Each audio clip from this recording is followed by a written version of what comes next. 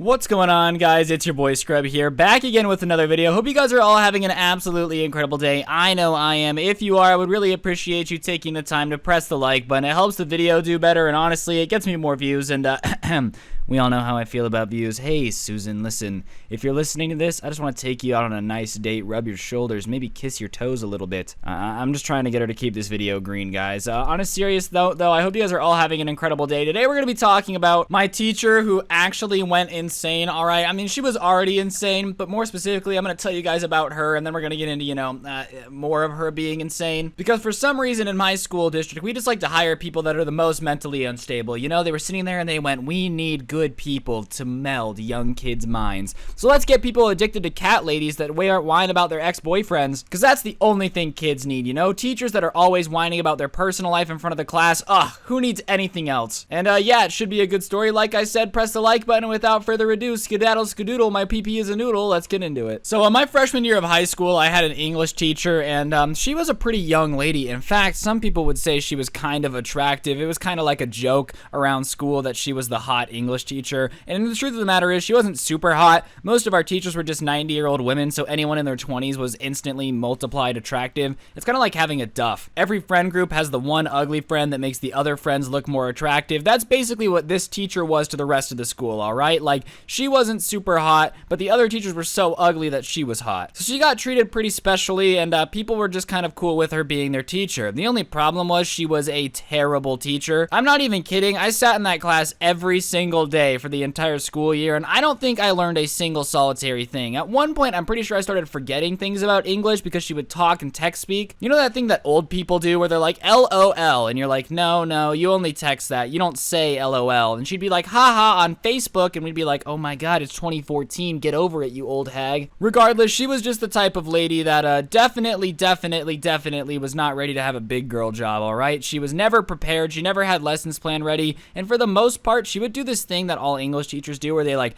pretend that they're impacting your life and talking about things that are really deep, when in reality they're not. She'd be like, what do you guys feel like learning? And I'd be like, I don't know, I'm not the one with a salary job who's supposed to be paid to teach me, so why don't you pick what we're gonna teach, because I'm not the one whose job it is to teach me. But whatever, she was cute enough. So a year goes by and she moves up to sophomore English, so I have her again. What are the odds? But this year we had an actually hot English teacher, and I mean, she was like actually hot at the freshman level. So now this crazy lady is just crazy. She's no longer the hot English teacher who kind of gets a pass for being the youngest, coolest teacher in the school, because now there's somebody younger and cooler, and she very clearly doesn't like this. And it's at this point, the stuff that she used to do that just kind of annoyed people starts to really annoy people. Now, there should have been a red flag when I was a freshman, but basically every Monday she would come in and talk about how terrible her date was on Friday night, and how there's no good men left in the world, and how it's just so hard to find someone.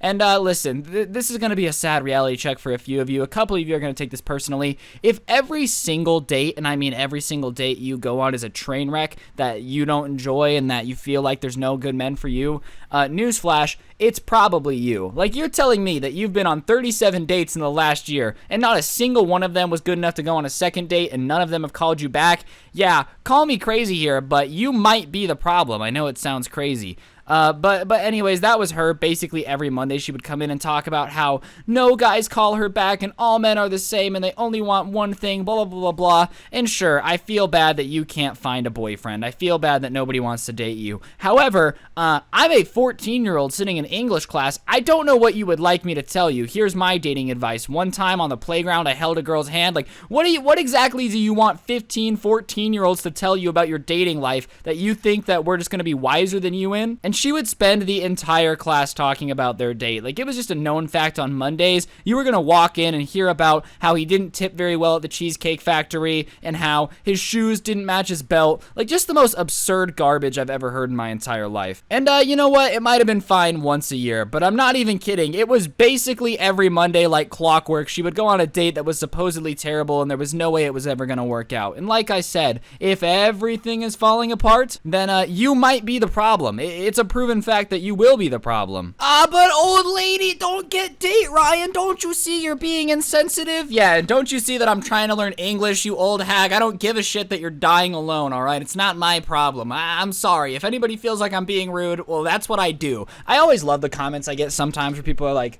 oh, you're a little mean. No, what made you gather that? The fact that I call myself a cyberbully, or the fact that I openly admit that I'm mean? Which one is it gonna be? But whatever, this old lady, or she wasn't really old, this lady was constantly whining about getting a date, and like I said, it was cool when she was the only hot teacher, but now she wasn't, so people started to get annoyed, and basically one day, it's a Monday morning, she comes in and she's talking about how her date went terribly, and yada yada yada, she's never gonna find anyone, and she's gonna die alone, and some quiet kid who I think had talked maybe 3 times up to this point in the year, like this kid did not talk a lot, just very quietly under his breath goes, oh my god, nobody cares, you're gonna die alone because you're desperate. And she hears enough, I think she heard like desperate, and she goes, excuse me, what did you say?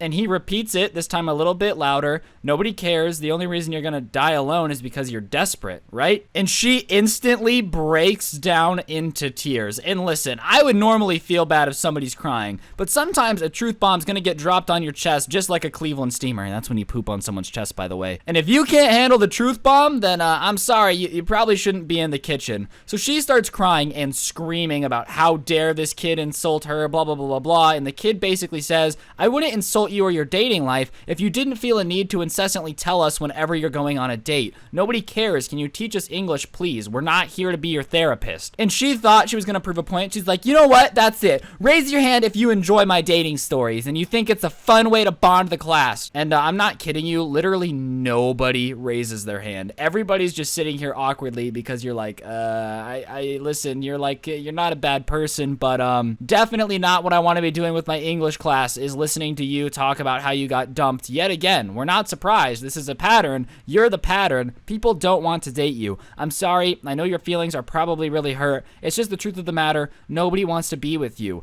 And if that hurts your feelings, then it hurts your feelings. And I'm sorry that it hurts your feelings, but sometimes the truth hurts, you know? So at this point, she realizes that the entire class is not a fan of her whining and crying about, my boyfriend left me, wah.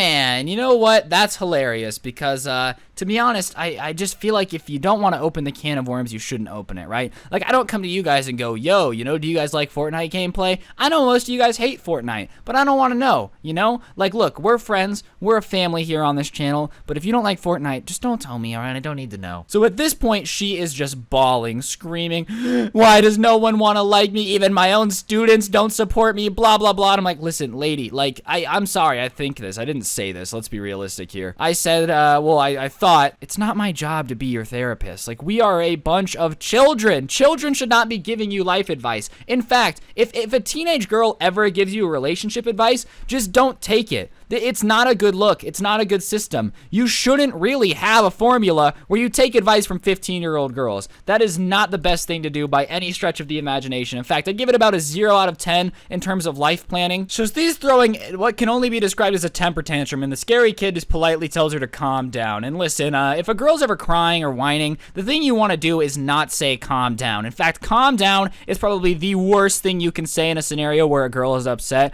Don't ask me why. I don't make the rules. I just follow them, and I'm telling you, it is not the right thing to say. And that causes her to do, like, almost in a comedy. You know when they wipe everything off the desk, like they just shove everything off? That's what she does to her desk, and she's just screaming and crying, and it gets so bad that the teacher next door comes over and asks if everything's okay, and she's like, does it look like everything's okay? And the teacher takes it as a no, and we're all just sitting here slack-jawed, all right? Before anyone's like, why didn't you guys do anything? Imagine that your teacher is having a mental breakdown, and you're just sitting there watching it, and tell me what you would do, because I'm guaranteeing you the odds of you guys actually going out and doing and helping her is slim to none. You're not going to do it because nobody wants to get involved in this situation. There is a screaming grown woman sitting in front of me crying that her boyfriend is leaving her and we don't want to hear about it. Do you really think I want to be involved in any of that? No, the answer is absolutely not. 0 out of 10 recommend getting involved in this situation. So about 3 minutes later, a security officer, like not a security officer, they just kind of kept the school in check, comes in and is like, ma'am, is everything okay? And she's still going hysterical. She started throwing staplers at one point because she had 2 by her desk.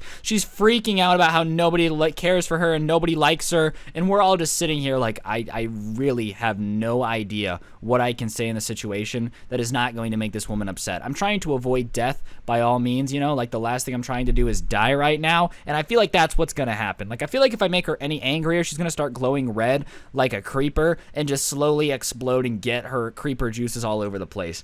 So whatever. The bell rings. We go to the next class. They find a substitute to come in and take it for her. They say that she can go home for the day. I don't know why she got to go home. Like, if anything, they should have let the traumatized kids leave the classroom a little bit earlier. But whatever.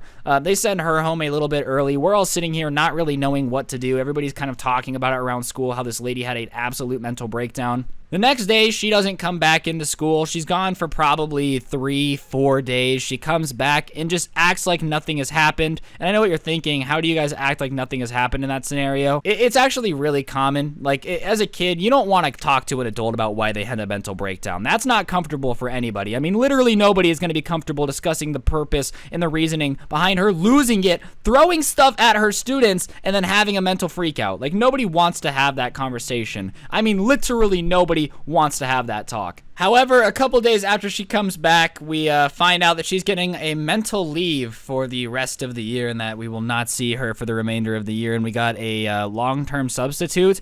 And honestly, I was pretty relieved. I don't know how many ex-boyfriend stories I could have taken much more. Like, let's be realistic here. Once your teacher screams and cries and throws a stapler across the classroom because no one wants to hear about her ex-boyfriend, it's hard to come back from that. And it makes me wonder, all those dates she talked about where the men were the jerks, was the reality of the situation that they just really didn't want to hear about her crying about how angry and evil her students are? Because I'm starting to think that's what it was. Like, she would go to class or go on a date to Cheesecake Factory and start throwing things when he didn't want to marry her on the first date. I'm 90% sure that's what most of the problem was. On that note, guys, that's going to do it for the video. I 500 IQ played this kid. He couldn't use his jump pad. On that note, guys, that's going to do it for the video. Hopefully you enjoyed. If you did, please feel free to press the like button. Let me know in the comment section down below what you thought of the video. I might make another video on this about some specific stories about all the ex-boyfriends she had, but if you want me to do that, I will, and if not, that's fine too. It's really up to you guys.